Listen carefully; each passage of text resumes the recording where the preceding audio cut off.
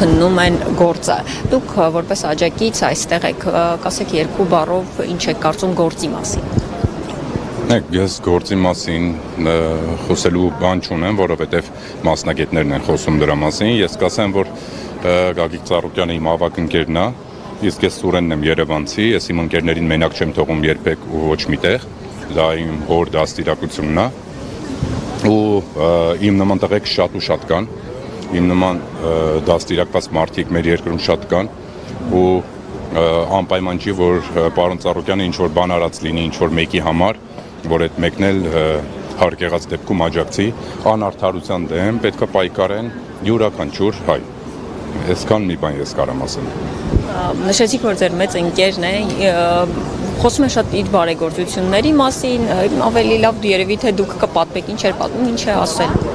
Նայեք, նույն բարեգործությունների մասին ես չի որ պետք է խոսամ, համացանցը լիքն է այն նյութերով, որ իրականում արվել է այդ բարեգործությունները։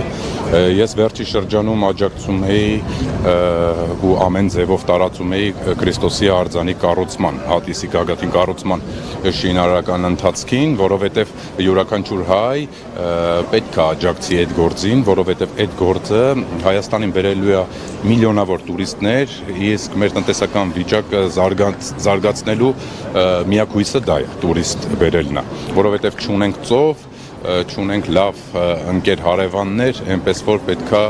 աշխատենք ինքներս մեր վրա ու այս նմանատիպ անարդարությունները պետք է վերանան։ Ես վստահ եմ, որ օրերից մի օր կվերանա,